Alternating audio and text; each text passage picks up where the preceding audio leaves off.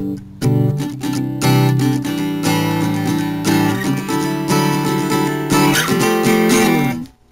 video is about translating function equations and graphs.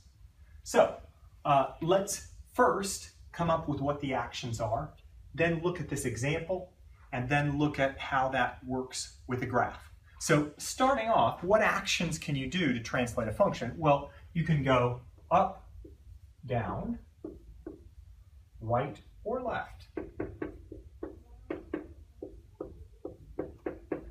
And let's think about what that does to the equation of a function. Well, inputs of a function are along the horizontal axis and outputs are vertically. So if you want to move the function up, that means you're shifting the output up. So let's say we want to go up 2, take the output of this function and add 2.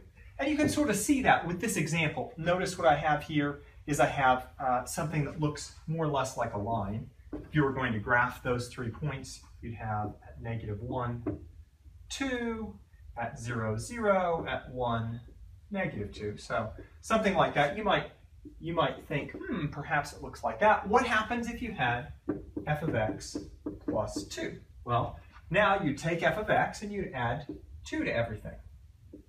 That would be 4, 2, 0. Can you see that line just got shifted up? Well, that's fairly intuitive. Down by 2 is the same thing. You take the output and you subtract 2. And you can sort of see if we had a -2 here, well, what would happen is you'd subtract 2 from those. So 0, -2, -4. You could see from this original line, we have 0, -2, -4. That's shifting that shape down just a little bit. Now, if you're having trouble remembering where to put it, these are going to go on the outside, right? Outside, because up and down has to do with the output, right? Now notice right and left has to do with the input. So think about where you would expect this to go. It should go on the inside. It should go with the input, which is the x. So let's think about these. If you're going to go right by, let's pick a different number just for the fun of it. Right by 3, what you have to do is you have to take the input. Now, if we're going to go right, turns out that we're going to subtract 3. And if we're going to go left by 3, it turns out we're going to add 3 on the inside. Now you might think that's counterintuitive. I really would have thought that going right meant that you add. But think about what happens here. If I have f of x plus 3, what does that actually do?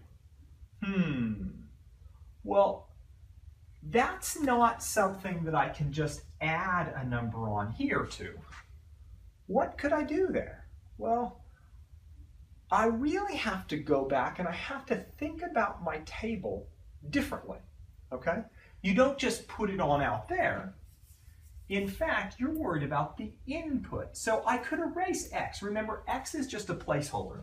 Let's imagine that instead of x, I had x minus 3 there. So if x minus 3 was -1, f of x minus 3 would be 2.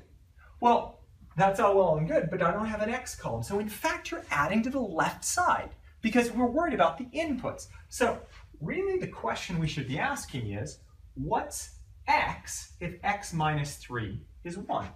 And I think you can see that if you put a 2 for x, then x minus 3 would be -1, okay? What would you have to put here so that x minus 3 would be 0? You'd have to put a 3.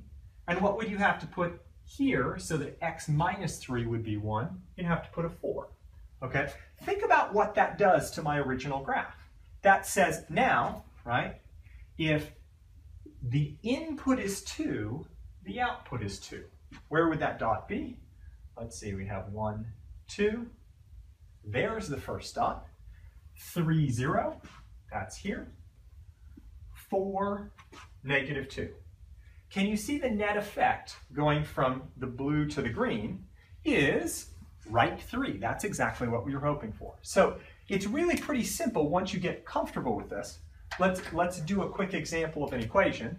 If I was going to move this, let's say, right 1 and down 3, the right 1 would be on the inside, so essentially I've got h of t minus 1 minus 3, okay? And what is that? Well, this answer here, I'm putting t minus 1 everywhere I had an input here, okay?